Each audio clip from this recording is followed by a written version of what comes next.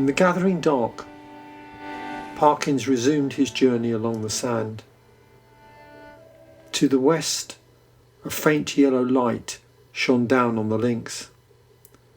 A few figures moving towards the clubhouse were still visible. The beach was intersected at intervals by black wooden groins. Out in the darkness, the murmuring sea rolled against them. The wind was bitter from the north. Looking back, he was surprised to see a figure on the horizon. This person appeared to be running in his direction. Parkins stopped.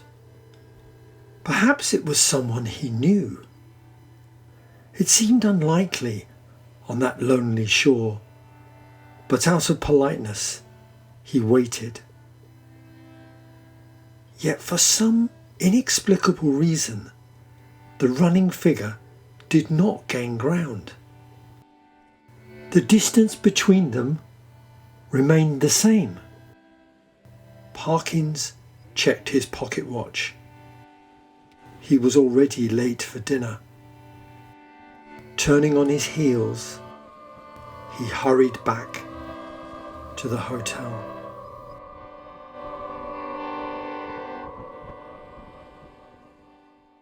Back in his room, Parkins took out his discovery from his pocket. It was an old brass whistle. Holding it under the light from his candle, he could see an inscription in Latin. From memory, he translated this to be, "Who is this who is coming?" The whistle was full of a fine sand or earth. Parkins loosened this with a knife, poured the debris onto a piece of paper, and tipped it out of the window. The night was clear and bright. A man was standing on the shore in front of the inn.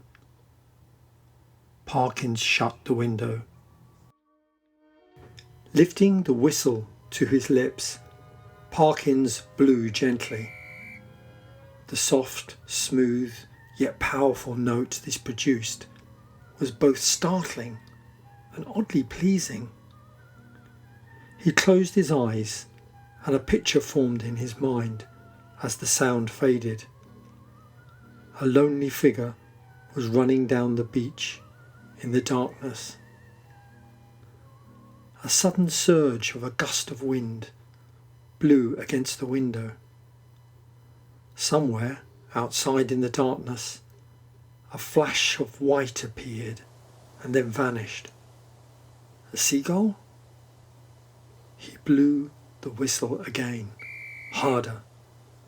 This time, no picture appeared, but a powerful wind now rushed through the open window, blowing out both candles. Parkins tried to close the window, but struggled against the wind. Then it suddenly slackened, and the window seemed to close itself. Relighting the candles, Parkins checked for damage. There was nothing broken. In the room above, he could hear the Colonel moving about. The wind continued after Parkins retired to his bed. On it went, moaning and rushing past the house. Its desolate cry was unsettling as he lay in the darkness. Parkins could not sleep. The wind, the gulf, and the ruined chapel all raced around his mind. He lay on his bed, counting the beats of his heart, fearful that it might stop at any moment. Despite the noise of the wind, he could hear the tossing and rustling of sheets nearby. Was that the Colonel? In the darkness, he could not tell the direction the sound was coming from. Parkins drifted between sleep and consciousness. He was back on the long stretch of shore he had walked earlier. Cold rain was falling softly. At first, there was nobody visible. Then, in the distance, a man appeared. He was running along the shingle, stopping to clamber over each groin. Then he fell on the sand. There he remained, crouching under the groin, without the strength to continue. What was he running away from?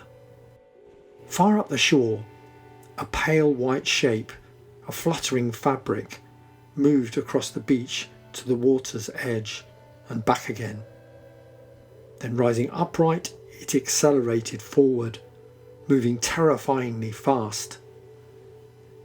In moments, it was almost upon its prey. Opening his eyes, Parkins felt his heart racing. He was breathing heavily. Sweat poured off his face. Why did this horrible vision feel so real? Had he been working too hard? Smoking too much? Eating too much? Too late? Fearful of closing his eyes again, he opted to light a candle and read until he fell asleep. For the first time in his life, he forgot to blow out the candle. He awoke the next morning at 8. The candle was still alight, and a mess of melted wax lay on top of the bedside table.